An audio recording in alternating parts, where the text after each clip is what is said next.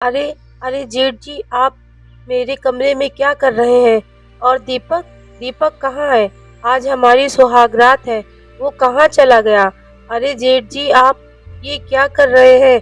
आप मेरी साड़ी क्यों खींच रहे हैं? प्लीज मान जाइए, आप दीपक जी के बड़े भाई साहब हैं। यह सब ठीक नहीं है। मैं चिल्लाती रही, पर जेठ जी ने मेरी सारी रात तो। हेलो दोस्तों, मेरा नाम समीरा है। मैं 17 साल की कमसिन अदाओं वाली एक बेहद खूबसूरत प्यारी सी गुड़िया जैसी गोरे बदन और कत्थई आंखों वाली लड़की हूँ। मैं बिलासपुर की रहने वाली एक गरीब परिवार की लड़की हूँ। आज मैं अपनी आप बीती सुनाने जा रही हूँ दोस्तों। यह मेरी सच्ची घटना है। दोस्तों, अगर आपको ये मेरी दास्तान या यूँ कहे मेरी कहानी अच्छी लगे और सच्ची लगे तो प्लीज आप हमारे चैनल को सब्सक्राइब कर ले, और कहानी अगर अच्छी लगे तो लाइक और एक छोटा सा कमेंट करिए। तो कहानी को शुरू करती हूँ। मेरे परिवार में मैं और मेरी 3 छोटी बहनें रूपा, वंदना और कल्याणी है। मेरा कोई भाई नहीं है। मेरे पिताजी एक ऑटो रिक्शा चलाते हैं। इससे जो भी कुछ मिलता है उसी से हमारे घर का गुजारा होता है। किसी दिन भोजन मिलता तो किसी दिन नहीं मिलता। हम लोग ऐसे ही भूखे पेट सो जाते थे। फिर कुछ दिनों बाद मुझे एक घर में बर्तन मांजने और झाड़ू पोछे का काम मिल गया। लेकिन मैं जिसके घर काम करने जाती वहाँ सिर्फ मालिक ही था, मालकिन नहीं थी। मालिक की गंदी नज़र हमेशा मुझे काटने को दौड़ती।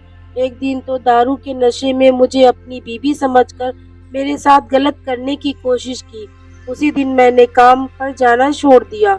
कुछ दिनों के बाद मेरे दूर के मामा मेरे लिए रिश्ता लेकर आए। लड़के वालों को मैं बहुत पसंद आई। मेरी शादी समीर नामक व्यक्ति के साथ तय हो गई, जो मुझसे उम्र में कम से कम 8 साल बड़े थे। उनके एक और भाई थे, रज्जल लाल। उनकी पत्नी का देहांत हो गया था। फिर मैंने सोचा, 8 साल बड़े हैं तो क्या हुआ, जीवन साथी अच्छा होना चाहिए। इतना सोचते ही मैंने मामा जी को हाँ कर दी। फिर हमारी शादी हो गई। लेकिन ये क्या मैंने देखा। मेरी सुहाग रात थी। मैं घूंघट काढ़े बेसब्री से समीर जी का इंतजार कर रही थी। फिर अचानक से दरवाजा खुला। मैंने झट से घूंघट और नीचे कर लिया। मेरे बदन में जैसे उनके आहट की गर्माहट अभी भी उससे होने लगी थी। मेरे पास वो आए, मुझे अपने सीने से लगाया और गोद में उठा लिया और फिर बेड पर बिठा दिया।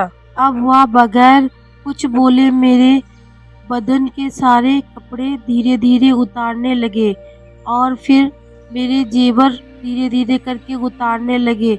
मैं कुछ बोल पाती तब तक उन्होंने मेरे होठों को चूमना शुरू कर दिया और फिर धीरे धीरे धीरे धीरे मेरे एक एक कपड़े, मेरा एक एक जेवर उतारते उतारते उन्होंने मेरी ब्रा और पैंटी भी उतार दी।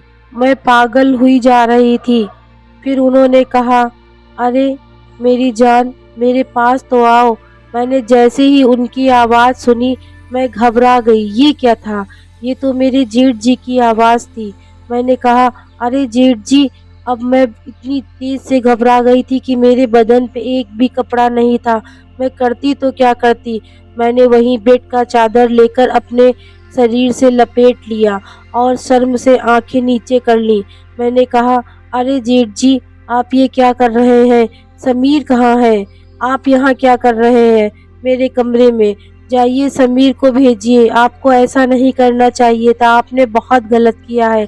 जेठ जी हंसने लगे और बोले कि वो देख, तेरा समीर अपने दोस्तों के साथ में शराब के नशे में धुत बगल में अपनी गर्लफ्रेंड को बैठाले हुए है। मैंने जब इतना सुना तो मैं भपक के रोने लगी। उन्होंने मुझे अपने सीने से लगाया और कहा, इसमें रो मत।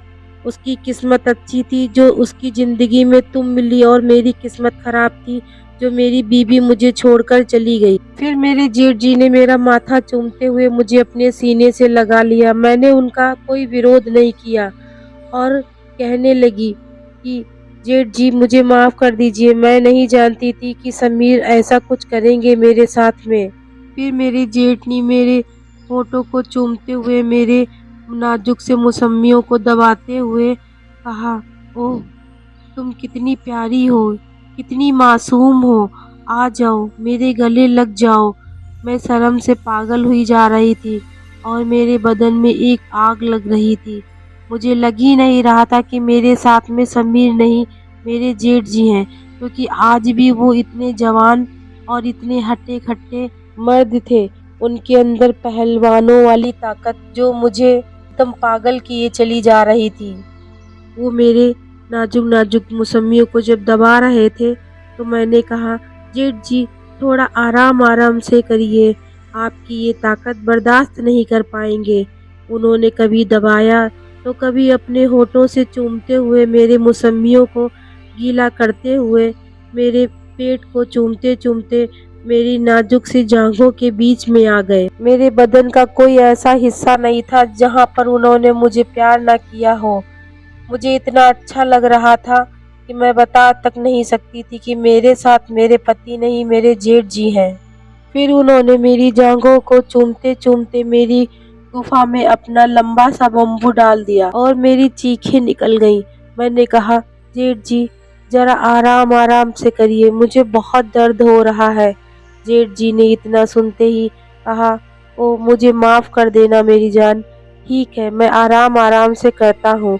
फिर उन्होंने आराम-आराम से मुझे किया। मुझे दर्द तो हो रहा था लेकिन उस दर्द में इतना मज़ा आ रहा था कि मैं बता तक नहीं सकती। फिर क्या था, वो फिर हर रात मेरे साथ ही मेरे पति की तरह मुझे प्यार करते थे। मुझे कभी नहीं लगा कि मेरा पति समीर नहीं मेरे साथ में मेरे जेठ जी हैं। फिर हर रात हमारी एक सुहानी रात बन गई। मुझे नहीं लगा शादी की ये पहली रात इतनी सुहावनी भी होती है। तो दोस्तों कैसी लगी कहानी प्लीज़ कमेंट और लाइक करके बताइएगा। धन्यवाद।